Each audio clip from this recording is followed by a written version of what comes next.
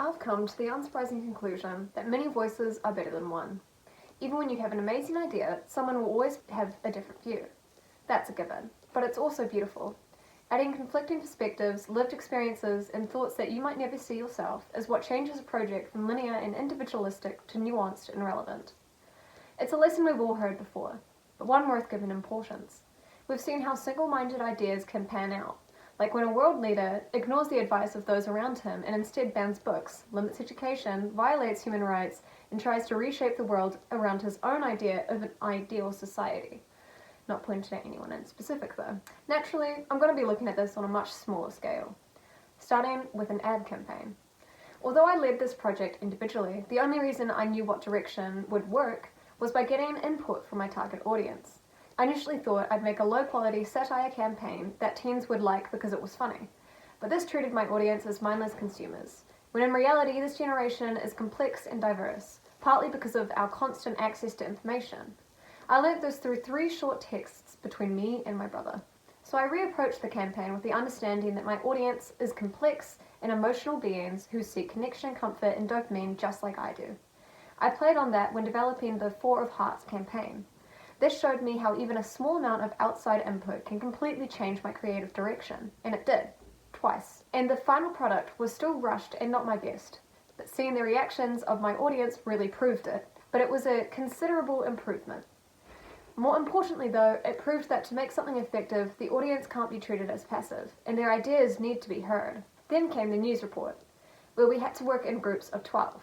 We didn't really know each other, but we knew collaboration was necessary. Naturally, I repeated history and confidently proposed an idea that I thought was perfect.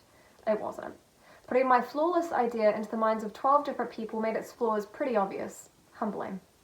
The idea? A blood sacrifice cult citing the AUT in order to end all exams. I still think that it's pretty funny. But the real collaboration began when everyone added their own ideas. We developed a backstory for the cult, reframing it as something genuinely scary into a desperate and ridiculous student response to exams. We used communication styles students actually engage with, including a TikTok showing the cult's unseriousness and student interviews showing their doubt and amazement. We filmed it for an AUT student news group rather than an actual news because why would they care about a made-up cult running on caffeine and red paint? The most important part was that we all shared one understanding. Exams suck. That common experience allowed us to work efficiently and create something silly, but still meaningful and reflected of actual student life. Most importantly though, I learnt that collaboration isn't just everyone having the same idea, it's finding a shared understanding. Like, and I'll say it again, exams suck. That we can all build from. The final project was a sort of crescendo of these experiences. I wanted to genuinely utilize the people around me, starting with a set script and genre of psychological horror. I wanted the film to clearly feel unsettling while leaving questions that could be answered differently depending on the viewer. In a way, this reflected what I had learned about how different people think. I began by discussing my ideas with others, asking what they resonated with, and using their responses to develop my storyboard. By this point, I had learnt that my original idea probably wouldn't survive unchanged once the other people got involved. And it didn't. What started as a 30-second film about fear and death became a minute-long film about changing emotions, holding on to something important, letting it go, and finding it again differently. Ultimately, it asks the viewer, what do you make of this? Conversations about the impacts of childhood on who we all become between me and my friends cultivated the idea of this. And when putting it to the film, the last-minute ideas of my peers, like how a doll is sentimental because it's a representation of childhood, and how we all have different views on where we would end up, allowed this to evolve. And to stay true to all of these voices, we left the final product open-ended. The shaky camera, dark red lighting, and subtle shifts in who was actually seen on screen created an uneasy feeling and reinforced the subjectivity of what the viewer is seeing. The pacing, blue light in the climax, eerie audio further developed the suspense and uncertainty. These technical elements evolved through collaboration. For example, I originally planned still shots, but due to allowing everyone to film different shots and ideas before starting the actual project, I realized that shaky cam really enhanced the atmosphere, and that fast cuts, rather than lingering ones, challenged the viewer to question what was really seen. This process made the final film more nuanced than I could have ever imagined alone. It leaves room for a lot of question that would be answered differently depending on the viewer's own beliefs, something I wanted to emphasize in order to pay appreciation to how different minds work and view something. which in a way was me paying homage to the minds that helped me along the way. Not everything made it into the final product, and with more time I feel I would have loved to keep developing it.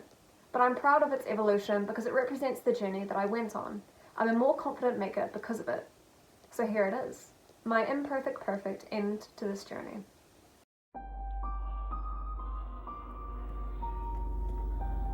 Did you bring it?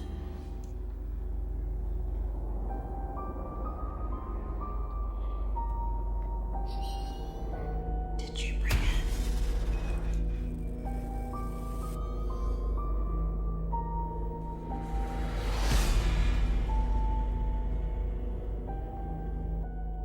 Yeah.